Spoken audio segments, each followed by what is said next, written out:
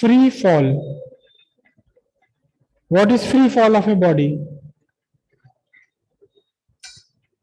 Free fall of a body means motion of a body under the influence of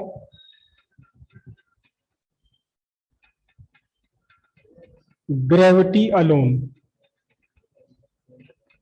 Means when a body move under the influence of only the gravitational force of earth, and all other forces are zero, no air resistance or no viscosity, no other force, then the motion of body is called free fall motion. Normally most of the falling motion are free fall. This pen is now in free fall motion. I have neglected the resistance offered by air. The opposing force of air is neglected here. If the speed is not very fast, if the speed is not very large, air resistance may be neglected. For a fast speed, for a speed of a airplane or a rocket or a missile, air resistance cannot be neglected, so they are not in free fall. But when the speed is very small, it may be considered as free fall.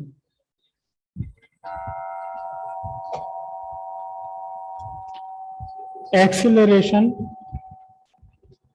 due to gravity. Acceleration due to gravity, or we normally say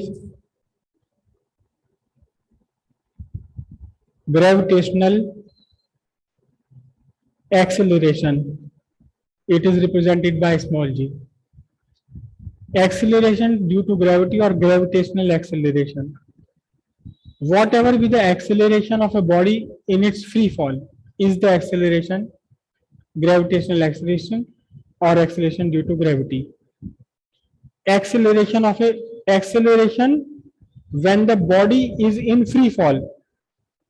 ये earth surface आपने एक body को नीचे drop कर दिया, it is just dropped, it is just dropped. It is under the influence of gravity only. There is no air resistance or anything other, any force. So the acceleration of this body is the gravitational acceleration, right? लिखिए, the acceleration of a body under free fall. क्या लिखा आपने? Acceleration due to gravity or gravitational acceleration. The acceleration of a body during free fall is called gravitational acceleration. Next, weight of a body.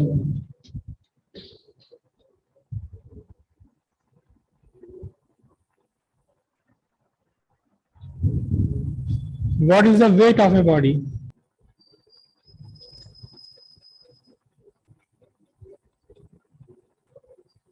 There is gravitational attraction of Earth on every body, on its surface, near its surface, or anywhere.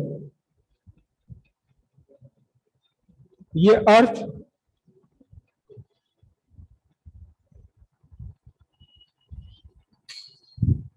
और अर्थ पर के surface पर हो या surface के आसपास कहीं भी है,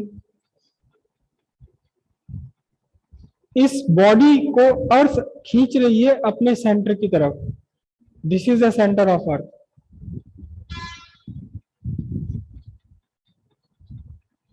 अगर यहां है कोई बॉडी तो भी अर्थ इसे खींच रही है अपने सेंटर की तरफ. क्यों? क्योंकि दो बॉडीज के बीच फोर्स लगती है. कितनी फोर्स लगती है? ग्रेविटेशनल फोर्स लगती है G. One of the body is earth and the other body is M. ये अर्थ है, इस अर्थ का मास M है, ME है, और दूसरी बॉडी का मास M है अपॉन R स्क्वायर. बस ये जो फोर्स है, किसी भी बॉडी को अर्थ जितनी फोर्स से खींच रही है अपने सेंटर की तरफ, बस ये फोर्स ही इस बॉडी का वेट कहलाता है। एक्चुअल में हम वेट और मास में कंफ्यूज हो जाते हैं, मास को ही हम वेट कह लेते हैं, लेकिन वेट और मास दोनों बिल्कुल डिफरेंट है। मास और वेट बिल्कुल डिफरेंट है दोनों।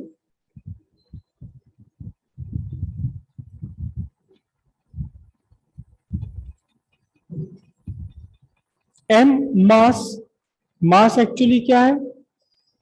मास केमिस्ट्री के अकॉर्डिंग तो मास क्या है? Quantity, quantity of matter. और फिजिक्स में हम मास क्या कहते हैं? बोलिए, फिजिक्स में मास क्या है किसी भी बॉडी का? Just raise your hands. इससे हमें मतलब नहीं। Mass of a body is the measure of its linear inertia, inertia of translation, inertia and translatory motion. And weight, W weight, weight, it is a force.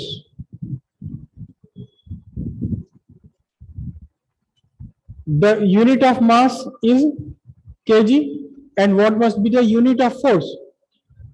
It should be, it must be Newton.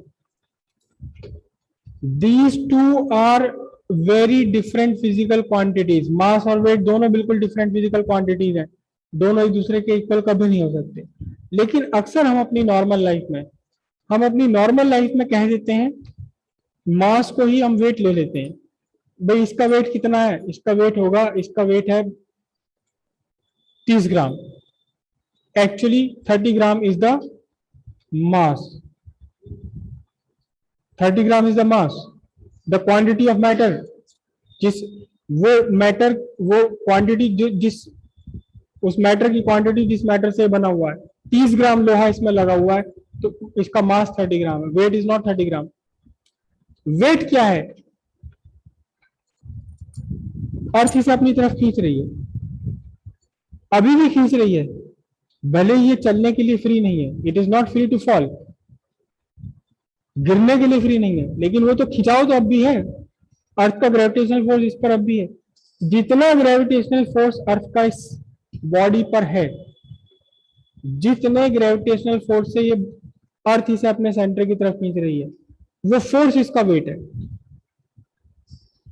और पहले भी आपको बताया था कि एक approximation हम क्या ले सकते हैं अपनी लाइफ में, मास और वेट का एक अप्रोक्सीमेशन क्या ले सकते हैं। पहले भी आपने भी मुझे बताया है।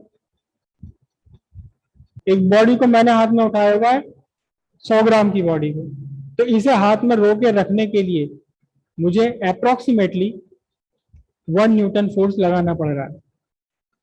किसके अगेंस्ट लगाना पड़ रहा है? ये 100 ग्राम की बॉडी है मेरे हाथ में, तो इसे अर्थ खींच रही है अपनी तरफ, नीचे की तरफ। इसे नीचे गिरने से बचाने के लिए मुझे अर्थ की फोर्स के अगेंस्ट एक फोर्स लगानी पड़ रही है। ये फोर्स ही ग्रेविटेशन फोर्स है। तो 100 ग्राम की बॉडी का वेट अप्रोक्सीमेटली 1 न्यूटन होता है, एग्जैक्टली 9.8 न्यूटन। 100 ग्राम की कोई भी चीज है, उसका वेट एक्चुअल में होता है अप्रोक्सीमेटली 1 न्यूटन। 1 किलो की कोई बॉडी है, उसका वेट है एग्जैक्टली 9.8 न्यूटन, वेट है 9.8 Newton.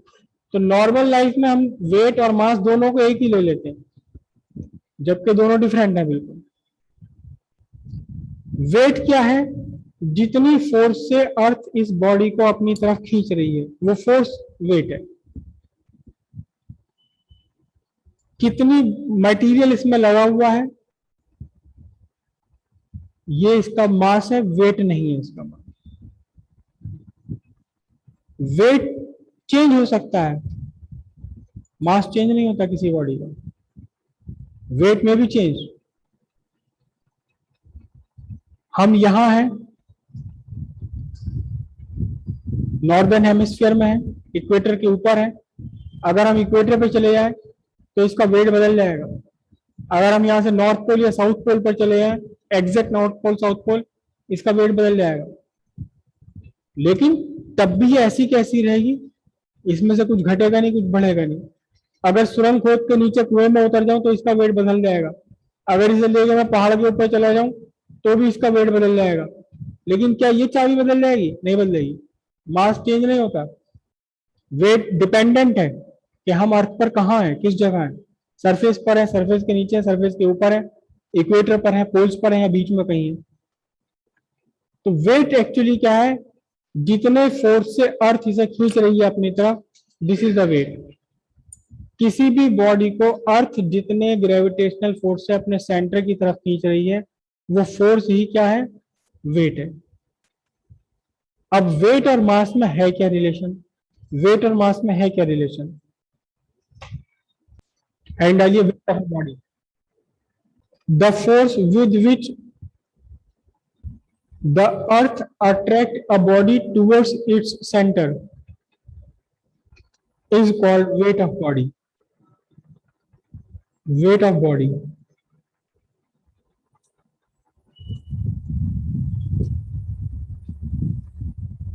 It is a vector quantity. Its direction is towards the earth center. इधर देखें, what is weight? It is equals to what? It is the force, not equal, it is actually the force. Force due to gravity. Earth worth लिखने की जरूरत ही नहीं है जब हमने word gravity use कर लिया। Gravity is the gravitational force of earth. तो what is the force? Force is given by mass into acceleration. But which acceleration? कौन सा एक्सीलरेशन ले हम यहां पर? Acceleration due to gravity. तो व्हाट इज वेट?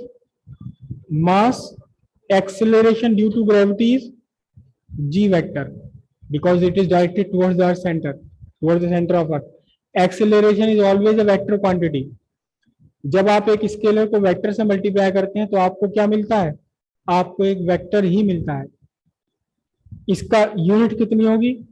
इसकी यूनिट होगी किलोग्राम मीटर पर स्क्वायर सेकंड और सिंपली न्यूटन। तो वेट की यूनिट न्यूटन है, जबकि मास की यूनिट क्या है? मास की यूनिट है किलोग्राम। ठीक है, कीजिए।